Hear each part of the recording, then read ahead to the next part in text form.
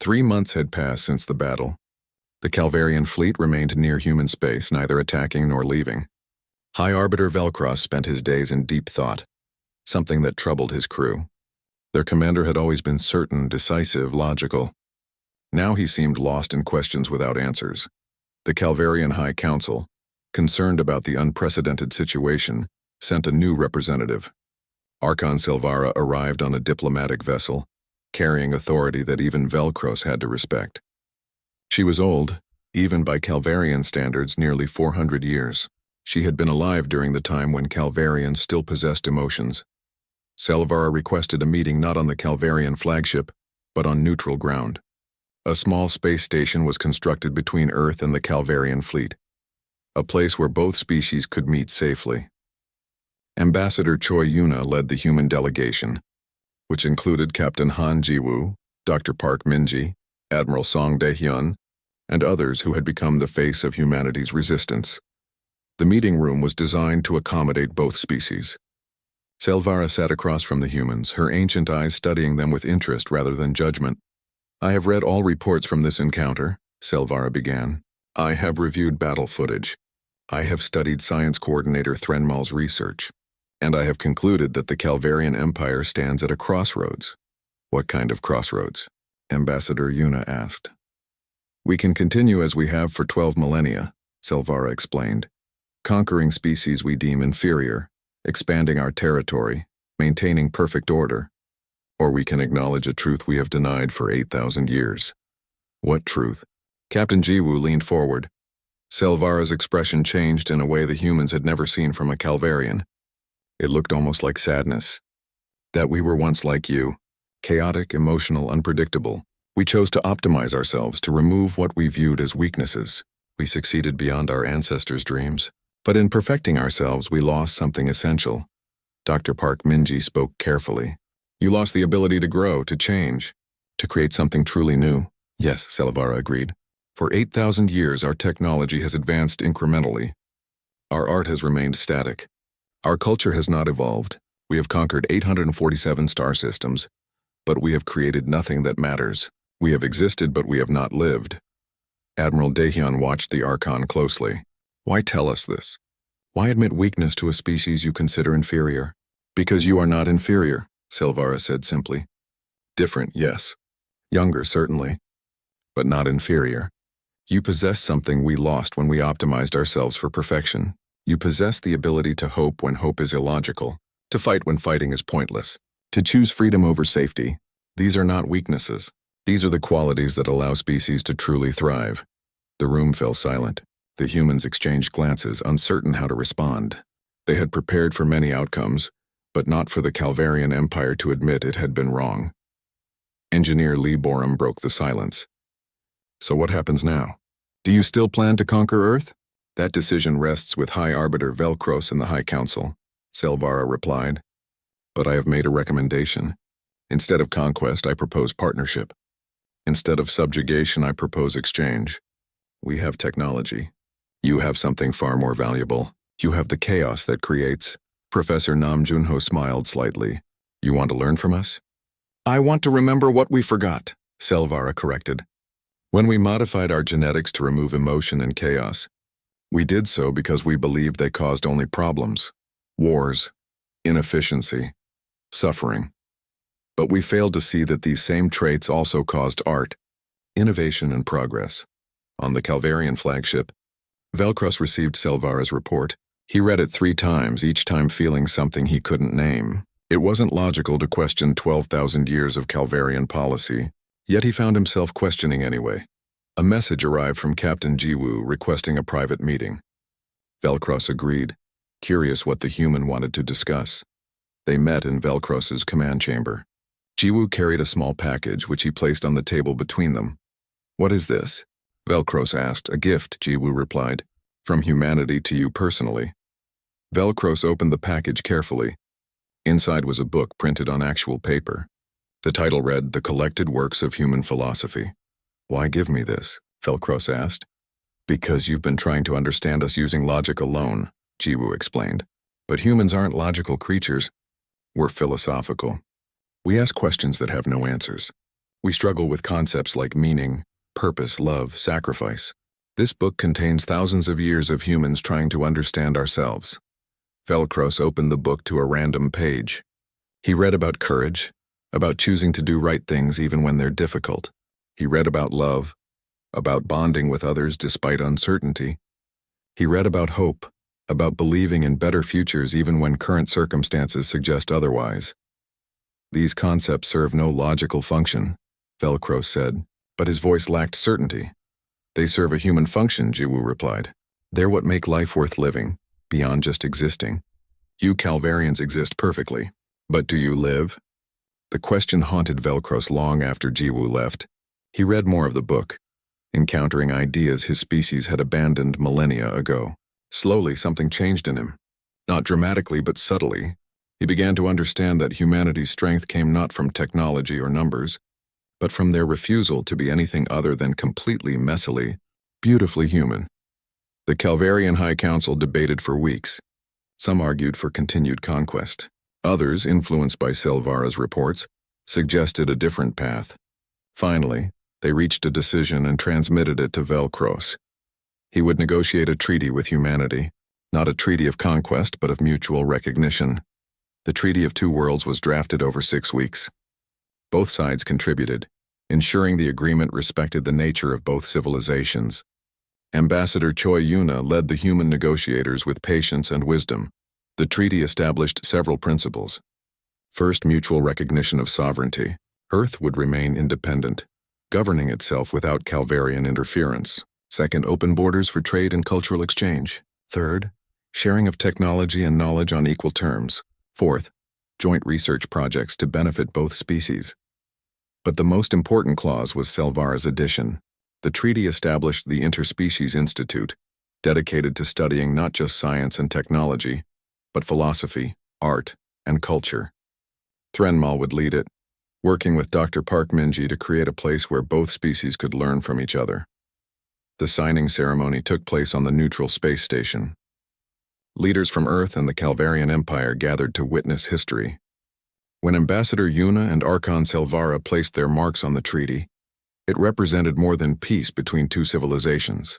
It represented the possibility of growth through understanding. After the ceremony, Captain Jiwoo found Velcros standing alone, looking at Earth through a viewport. Beautiful, isn't it? Jiwoo said, joining him. Chaotic, Velcros replied. But this time he said it without judgment. Your world is covered with different climates, cultures, and life forms. There is no uniformity, no perfect order, yet it thrives. That's the point, Jiwoo said. Life isn't about perfection. It's about adaptation, change, growth. Your people will learn that again given time. Perhaps, Velcro said. Then slowly and uncertainly he added, I hope so. Jiwoo smiled. You just expressed hope, High Arbiter. An illogical emotion that serves no practical purpose. Velcros considered this. Then for the first time in his 200-year life, he smiled back. It was small and awkward, a gesture his facial muscles barely remembered how to make. But it was genuine. Months turned into years.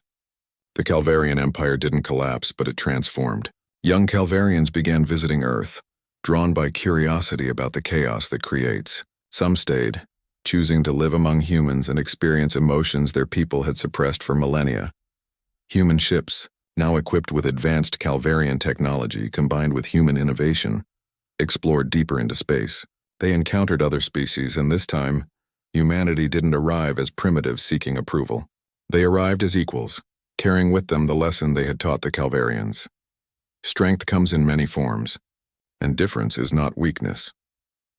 Engineer Lee Borum's new spacecraft designs incorporated Calvarian efficiency with human creativity. They were works of art as much as science, beautiful and functional in ways neither species could have achieved alone. Admiral Song Dae-hyun established a joint military training program. Calvarian precision combined with human adaptability created something new, a defense force capable of protecting multiple worlds without the need for conquest. Professor Nam Junho and Archon Silvara collaborated on a comprehensive history of both civilizations. It became required reading for both species, a reminder that perfection is an illusion and growth requires embracing imperfection. Corporal Imseulgi, now a captain, commanded the first joint human Calvarian vessel. Her crew was a mix of both species, learning from each other, arguing sometimes but always moving forward together. 3 weeks passed after the battle. An uneasy peace settled over human space as both sides treated their wounded and considered their next moves. On the Calvarian flagship, High Arbiter Velcros reviewed battle footage for the 100th time, trying to understand what had gone wrong. They should have lost, he said to himself. They did lose by every military metric, yet they act as though they won. Science Coordinator Threnmal entered the command chamber carrying data files. He looked different than before, less certain in his movements. The battle had affected him in ways he didn't fully understand. High Arbiter, I have a request, Threnmal said. The High Council has authorized me to visit Earth directly. They want detailed analysis of human psychology and culture. I need to understand why the humans fight the way they do. Velcros considered this. It went against his instincts to send anyone to the enemy, but the High Council had made their wishes clear. They needed information, and traditional observation wasn't providing answers. Very well, Velcros agreed. But you will take an escort, and you will be monitored constantly. Ambassador Choi Yuna received the request for a diplomatic visit with surprise. She discussed it with Earth's leaders, and they agreed this could be an opportunity. If the Calvarians wanted to understand humanity, perhaps understanding could lead to peace. Threnmal's shuttle landed at Earth's primary spaceport in Geneva. He stepped out with his security team and found himself face-to-face with Dr. Park Minji. She smiled warmly, a gesture that confused the Calvarian. Welcome to Earth, Science Coordinator, Minji said. We're honored to host you. I am here to study your species, Threnmal replied bluntly. This is not a social visit. Of course, Minji nodded. But that doesn't mean we can't be friendly while you study us. Come, let me show you our world. Over the next several days, Threnmal experienced things his logical mind struggled to process. Minji took him to a marketplace where hundreds of humans traded goods, spoke dozens of languages, and practiced countless cultural traditions all in one place. This is chaos, Threnmal observed. How do you accomplish anything when everyone is so different? The differences are what make us strong, Minji explained. Each culture brings new ideas. Each perspective shows us something we might have missed. Yes, it's messy, but from that mess comes innovation. Threnmal watched a street musician playing an instrument. Humans stopped to listen, some giving money, others simply enjoying the sound. That person produces nothing of value. The music serves no logical function, yet others reward this behavior. Why? Because it makes us feel something, Minji said. Not everything needs a logical purpose. Sometimes beauty is enough. Professor Nam Junho presented Threnmal with human history. The Calvarian watched recordings of wars, disasters, and near extinctions. He saw humanity driven to the edge of destruction multiple times only to survive and rebuild. You have come so close to annihilation, Threnmal said, yet you persist. Logic suggests you should have eliminated the factors that threaten your survival. We tried, Junho replied. We tried to eliminate war, disease, ignorance. But we learned something important. You can't remove all danger without removing all freedom. You can't optimize everything without losing what makes life worth living. Engineer Lee Borum showed Threnmal her workshop, where she designed spacecraft. Her methods shocked him. She would build something, test it, watch it fail, then try again with modifications. Calvarian engineering was precise and calculated. They rarely built prototypes because their simulations were perfect. But Borum embraced failure as part of the process. We try things that shouldn't work, she explained, echoing words she had spoken weeks before. Sometimes they fail. Sometimes they work better than we imagined. We won't know until we try. This is inefficient, Threnmal protested. Maybe, Borum smiled, but it's also how we discovered faster than light travel. We tried something everyone said was impossible. It failed 99 times. On the 100th attempt, it worked. Corporal Imsulgi, recovering from minor injuries sustained during the boarding action, met with Threnmal at his request.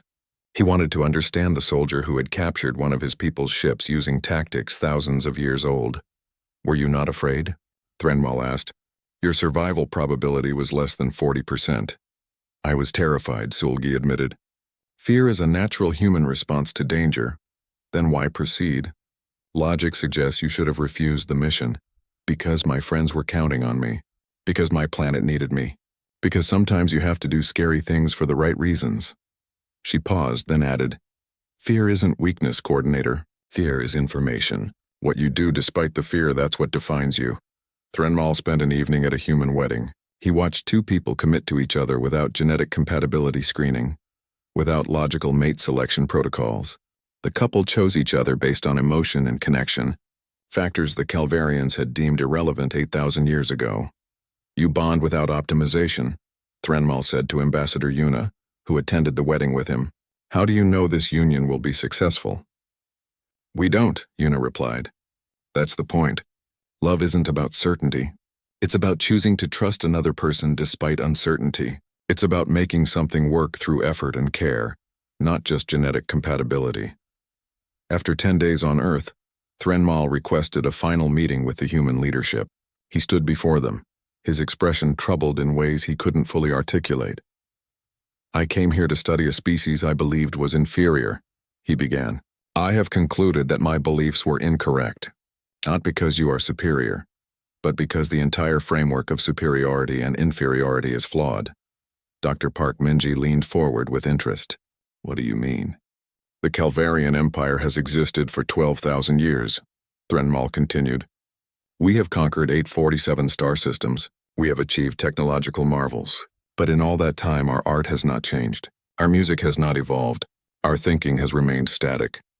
We optimized ourselves into perfection, and in doing so, we stopped growing. You removed chaos from your society, Professor Junho said. But chaos is where new ideas come from. Order is stable, but stagnation is its price. Yes, Threnmal agreed. You humans live shorter lives, but in those brief years you create, you struggle, you love, you hope. We live 300 years and accomplish nothing new because we eliminated the very traits that drive innovation.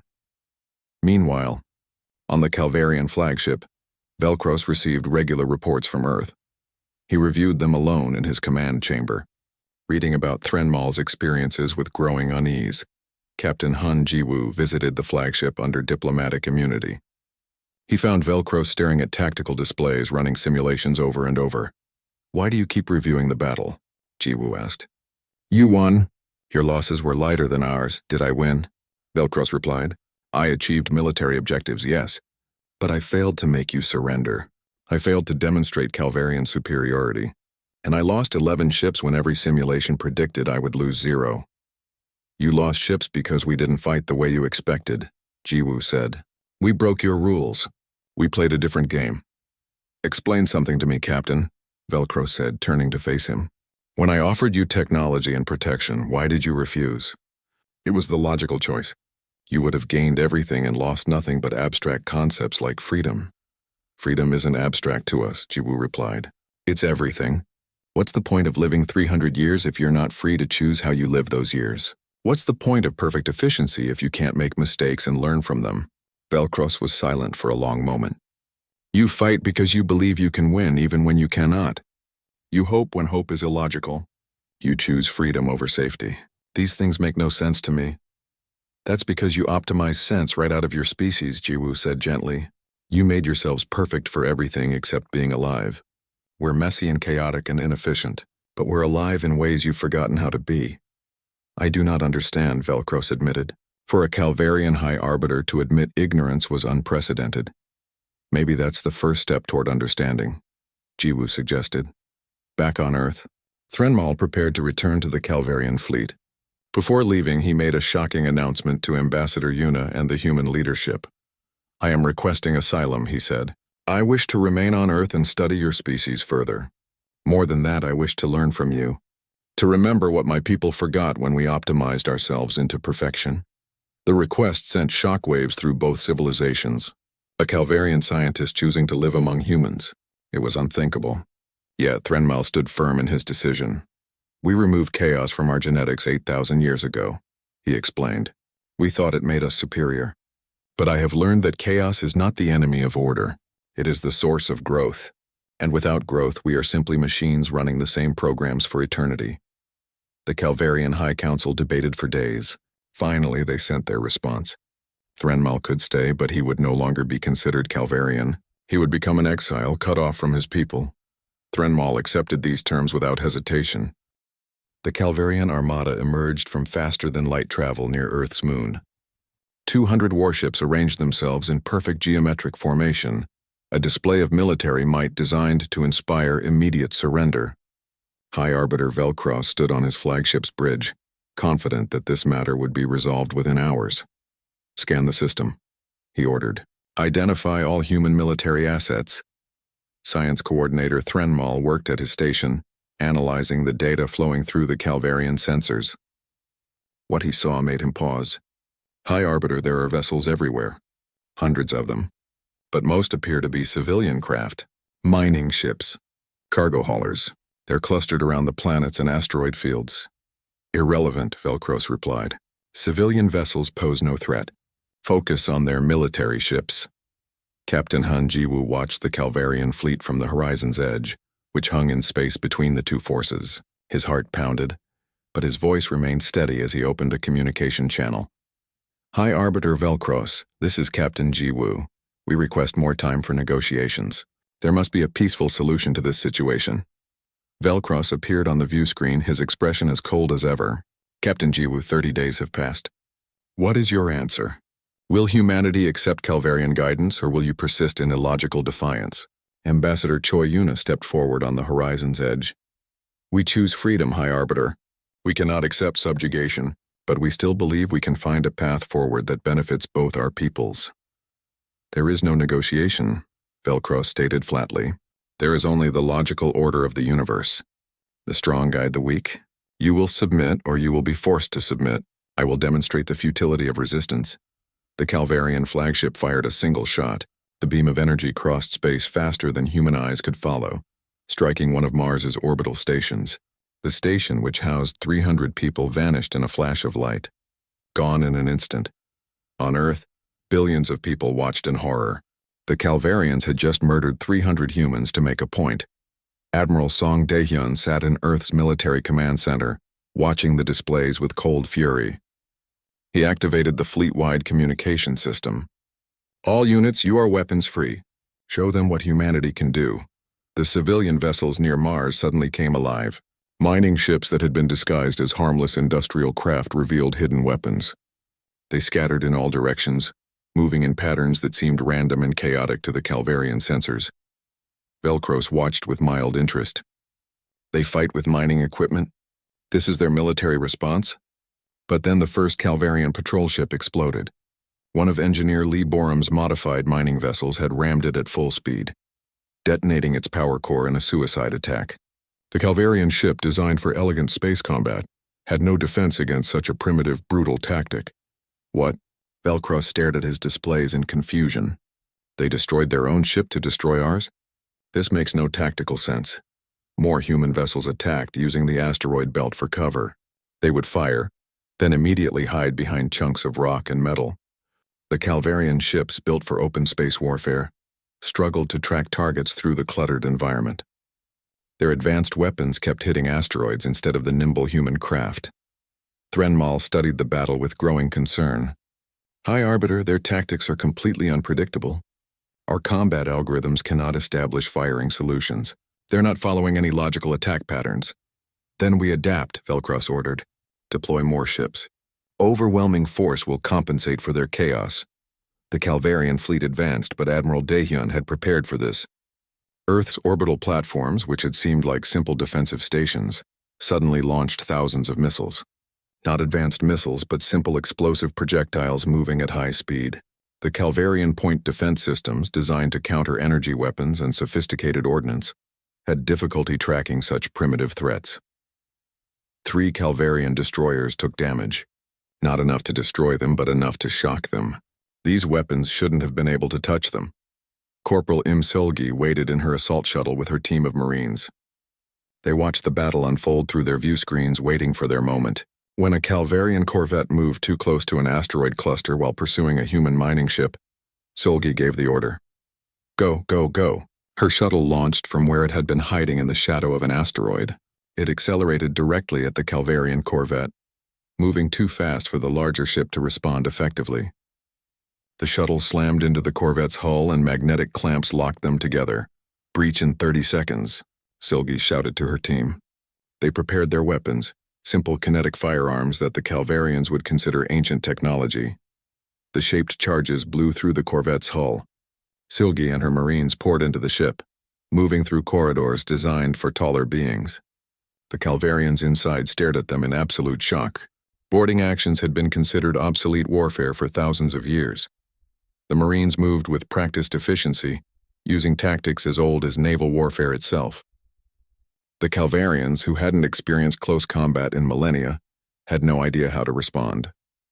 Their energy weapons were too powerful for use inside their own ship. Their physical strength meant nothing when humans could simply shoot them from a distance. Within 10 minutes, Corporal Silgi's team had captured the entire corvette. 40 Calvarian crew members sat in their own holding cells, staring at their captors with expressions that mixed confusion with something the humans recognized as fear. Target secured, Silgi reported to Admiral Dahyun. We have prisoners and an intact Calvarian vessel. Back on the Calvarian flagship, Velcros received the report with disbelief.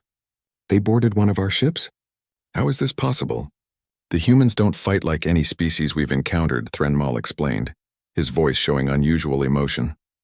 They use outdated tactics that our doctrines don't account for.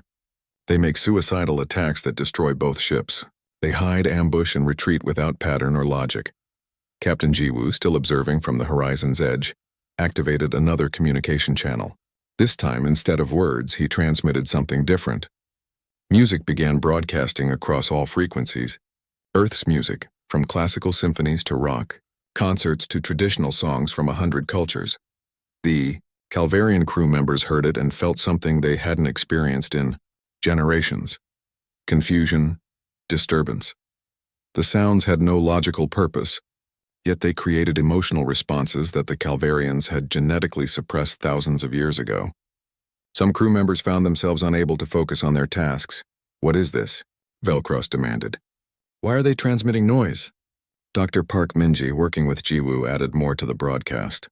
Human art, human poetry, human war cries, everything chaotic and emotional about human culture, transmitted directly into Calvarian ship systems. It wasn't a weapon in any traditional sense, but the Calvarians had optimized themselves so completely for logic that this sensory chaos affected them like a virus.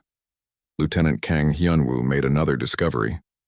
While monitoring Calvarian communications, he noticed their ship AI systems were freezing when faced with truly random inputs. The Calvarians had built their technology around predictable patterns. Feed them enough chaos and their systems struggled to process it. I've got something, Hyunwoo announced. We can jam their targeting systems by broadcasting random data. Their AI can't handle genuine randomness. Do it, Jiwoo ordered. Earth's communication arrays began transmitting white noise, random number sequences, and scrambled data across every frequency. The Calvarian targeting computers, trying to filter signal from noise, found themselves drowning in information that had no pattern, no logic, no purpose. More Calvarian ships took hits from human weapons. Not enough to win the battle, but enough to force Velcros to reconsider his assumptions. The battle raged for 6 hours. Humanity lost 17 ships. The Calvarians lost 11. In military terms, the exchange favored the Calvarians. But in psychological terms, something unprecedented had happened. The Calvarian Empire had expected to lose 0 ships. They had expected humanity to surrender within minutes. Instead, they faced an enemy that fought with emotion instead of logic, that sacrificed ships willingly, that used tactics thousands of years old because those tactics were unexpected. Velcro stood on his bridge, watching the battle displays with growing frustration. Every simulation had predicted easy victory. Yet here humanity stood, bloodied but defiant, still fighting when mathematical certainty said they should have given up. High Arbiter, Threnmal said quietly, I recommend we cease combat operations temporarily. We need to study this situation further. Velcros wanted to refuse, but he looked at his casualty reports and realized something troubling. If this battle continued, the Calvarians would win, but they would pay a price far higher than anticipated. And more importantly, they had no guarantee that the next battle would go any better. Cease fire, Velcros ordered. Maintain defensive positions. Open a channel to the human captain. Jiwoo appeared on the view screen, his uniform torn and his face showing exhaustion, but his eyes still burned with determination. The horizon's edge arrived at Earth 3 days later, burning through its fuel reserves to make the fastest journey possible. Captain Han Jiwoo barely slept during the trip. Every time he closed his eyes, he saw Velcro staring at him with those cold, silver eyes that viewed humanity as nothing more than an obstacle to be removed. Earth's United Council assembled within hours of receiving Jiwoo's report. Leaders from every nation gathered in Geneva, filling the grand hall with worried faces and urgent whispers. Ambassador Choi Yuna stood at the podium presenting what they knew about the Calvarian Empire. They have technology centuries ahead of ours, she explained, her voice steady despite the weight of her words. They view themselves as superior in every way. They've given us 30 days to accept their rule or face the consequences. Admiral Song Dae-hyun listened from his seat among the military advisors. He was a veteran of Earth's last major conflict, a man who understood war better than most. After Yuna finished her presentation, he stood and addressed the council. "We need to be realistic," Dae-hyun said. "Intelligence reports estimate the Calvarian fleet has at least 200 warships. We have 34 vessels capable of military action. Their technology is 500 to 1,000 years more advanced than ours. In a direct fight, we lose. Badly." The hall filled with murmurs of concern. Many council members looked defeated before the battle had even begun. But Dae-hyun wasn't finished. "However," he continued, "we have something they don't expect. We're human. We don't think like they do. We don't fight like they do. And throughout history, that's been enough to change the outcome of impossible battles." Dr. Park Min-ji stood next, presenting her analysis of Calvarian psychology. She had spent every waking moment since the encounter studying the recordings of Velcros and Threnmal, looking for weaknesses in their seemingly perfect civilization. "The Calvarians are logical to a fault," she explained. "Everything they do follows precise patterns, but I found something interesting in their historical records, which they freely shared as a demonstration of their superiority. They haven't fought a real war in 4,000 years. Every species they've encountered either surrendered immediately or was destroyed so quickly it barely counted as a conflict." Lieutenant Kang Hyun-woo added his own findings. "Their military tactics are designed around overwhelming displays of power. They show up, demonstrate they're stronger, and expect submission. They've optimized their entire approach around intimidation, rather than actual combat experience." Professor Nam Junho, one of Earth's leading historians, presented examples from human history. He showed battles where outnumbered forces had defeated superior enemies through unconventional tactics. The Battle of Thermopylae, the Winter War, guerrilla campaigns throughout history where the weak had frustrated the strong. "We can't beat them at their own game," Junho said, "but we don't have to. We need to play a different game entirely, make them fight on our terms, not theirs." Engineer Lee Borum stood next, a young woman whose designs had revolutionized spacecraft construction. She had been working non-stop since the Horizon's Edge returned, and her eyes showed the exhaustion of 72 hours without sleep. "I have a proposal," she said. "Our military vessels are outmatched, but we have thousands of civilian ships, mining vessels, cargo haulers, scientific research craft. The Calvarians won't expect these to be armed. We can retrofit them with weapons, turn our entire civilian fleet into a military asset. It won't be enough to win, but it might be enough to survive." Dae-hyun nodded approvingly. "We're also deploying every satellite, every space station, every piece of orbital infrastructure as potential defensive positions. We'll use the asteroid belt. We'll use the moon. We'll use every piece of rock and metal in our solar system as cover and concealment." Ambassador Yuna looked around the council hall. She saw fear in many faces, but also determination. Humanity had always been at its best when facing impossible odds. "We need to buy time," she said. "Time to prepare. Time to learn more about them. I propose we send another delegation to meet the Calvarian fleet before they reach Earth. We'll talk. We'll negotiate. We'll show them we're reasonable. And while they're talking to us, we'll be watching them, learning everything we can." Captain Jiwoo volunteered immediately. "The Horizon's Edge will go. We've met them before. They know us." Dr. Park Min-ji also volunteered, as did Lieutenant Hyun-woo. They would face the Calvarians again, but this time with purpose beyond simple first contact. They would be humanity's eyes and ears, gathering intelligence that might save their species. While preparations continued on Earth, something interesting was happening on the Calvarian flagship. Science Coordinator Threnmal reviewed the data collected from the human ship again and again. Something about these humans didn't fit the usual patterns. They should have accepted, Threnmal said to his research team. Every logical analysis suggests they would recognize their inferiority and submit. Yet they refused. Why? One of his assistants suggested, perhaps they do not understand logic as we do? No, Threnmal replied slowly. They understand logic perfectly. They simply choose to ignore it when it doesn't suit them. This is unprecedented in our encounters with other species. High Arbiter Velcros was having similar thoughts. He sat in his command chamber, reviewing battle simulations. The computer predicted humanity's defeat in every scenario, yet something troubled him. The humans had looked at him with emotions the Calvarians had bred out of themselves 8,000 years ago. Pride, defiance, hope. Hope is illogical, Velcros said aloud to the empty room. When defeat is certain, hope accomplishes nothing, yet they possess it anyway. Back on Earth, the 27 days passed quickly. Engineer Borum's teams worked around the clock, transforming civilian vessels into makeshift warships. They wouldn't match Calvarian firepower, but they would be unexpected. Admiral Dahyun drilled crews on unconventional tactics, teaching them to think creatively rather than following standard military doctrine. Professor Junho established research teams to study every aspect of Calvarian psychology they could determine from the limited contact. He discovered something crucial buried in the historical data the Calvarians had shared. They eliminated chaos from their society, Junho explained to the military command. 8,000 years ago, they genetically modified themselves to remove emotional unpredictability. They optimized themselves for pure logic and efficiency. What does that mean for us? Dahyun asked. It means they can't handle true randomness, Junho replied. Their entire civilization is built on predictable patterns. They've forgotten how to deal with genuine chaos because they removed it from themselves. Dr. Park Minji understood immediately. So we don't try to outthink them.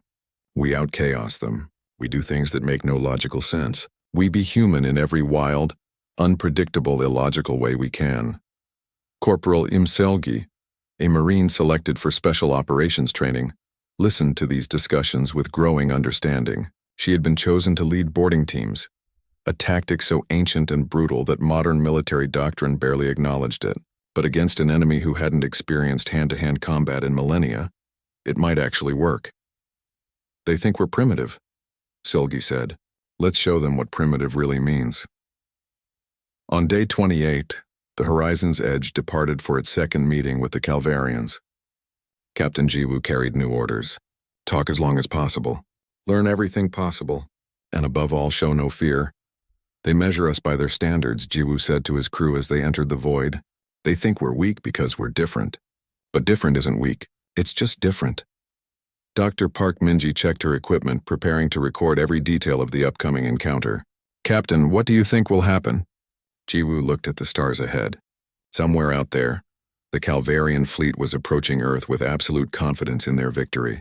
They had conquered hundreds of worlds. They had bent countless species to their will, but they had never met humanity before. I think, Jiwoo said quietly, we're about to teach the Calvarian Empire something they forgot a long time ago. That logic isn't everything. That chaos has power. That hope, even illogical hope, can change the outcome of any battle. Behind them, Earth prepared for war. Ahead of them, the Calvarians prepared for another easy conquest. Neither side fully understood what was about to happen, but in 30 hours when the Calvarian fleet reached human space, the galaxy would witness something it hadn't seen in 4,000 years. A species refusing to surrender. A battle fought with emotion instead of just logic. Chaos meeting order in the darkness between the stars. And nothing would ever be the same again. The stars stretched endlessly before the horizon's edge as it sailed through the darkness of space. Captain Han Jiwoo stood on the bridge watching the view screen with careful eyes. His ship was humanity's pride, the first vessel capable of traveling faster than light. After 200 years of dreaming, humans could finally reach the stars. Captain, we're detecting something ahead, said Lieutenant Kang Hyunwoo from his station. His voice carried a hint of excitement mixed with concern. It's a ship. No, multiple ships. They're massive. Jiwoo felt his heart beat faster. This was it, the moment humanity had wondered about for centuries. Were they alone in the universe? The answer was appearing right in front of them. Dr. Park, get to the bridge immediately. Jiwoo spoke into the communication system. Within moments, Dr. Park Minji rushed through the doors, her eyes wide with anticipation. "Are they really here?" she asked, moving quickly to the science station. Her hands flew across the controls as data flooded the screens. "Yes, artificial construction. Advanced metals. Energy signatures far beyond our technology. Captain, we're looking at an alien civilization." Before Jiwoo could respond, the alien ships moved. They were elegant but intimidating, each one 5 times larger than the horizon's edge. They surrounded the human vessel in a perfect formation that spoke of military precision. "Incoming transmission," Hyunwoo announced. "It's in multiple languages. They're translating. They want to communicate." The view screen changed. A face appeared that was humanoid but distinctly alien. The being had pale blue skin, eyes that glowed faintly with silver light, and features that seemed carved from marble. Its expression was cold and calculating. "Primitive vessel, you have entered the territory of the Calvarian Empire," the alien spoke, its voice perfectly translated into human language. "I am High Arbiter Velcros, commander of this sector. Identify yourself and prepare for inspection." Jiwoo straightened his uniform and stepped forward. "I am Captain Han Jiwoo of Earth. We come in peace, seeking friendship and knowledge. We did not know this space belonged to anyone. We apologize for the intrusion." Velcros studied Jiwoo for a long moment. His expression didn't change, remaining as emotionless as stone. "Earth, we have no record of this world. Your vessel is crude. Your energy output is minimal. By what logic do you travel space with such primitive technology?" Dr. Park Minji moved beside Jiwoo. She had studied first contact protocols for years, preparing for this exact moment. "We are a young species just learning to walk among the stars. We hope to learn from more advanced civilizations. Perhaps we could establish diplomatic relations?" "Diplomatic relations?" Velcro seemed confused by the concept. "You speak as though you are equals. This is illogical. The Calvarian Empire spans 847 star systems. We have existed for 12,000 of your years. You possess nothing we require. You offer nothing we value." Jiwoo felt anger rising but forced it down. He had to remain calm. "Every civilization starts somewhere. We may be young, but we're eager to learn and contribute to the galactic community." Velcros made a gesture and information began flowing across screens on both ships. The Calvarians were scanning the horizon's edge, analyzing everything about the vessel and its crew. Jiwoo watched his own screens as data about humanity was collected and processed by the alien computers. "Fascinating," said a new voice. Another Calvarian appeared on screen, this one wearing different markings. "I am Science Coordinator Threnmal. Your biology is remarkable in its inefficiency. You live barely 80 of your years. Your physical strength is minimal.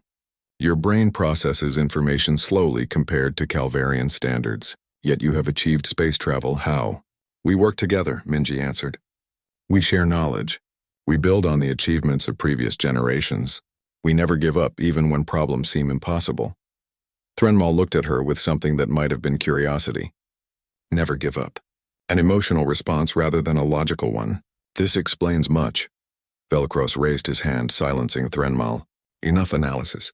Humans of Earth, the Calvarian Empire extends its dominion to your system. You will accept our guidance and governance. In return, we will provide technology and protection. This is the natural order. The superior guide the inferior." The bridge of the horizon's edge went silent. Every human crew member stared at the screen in shock.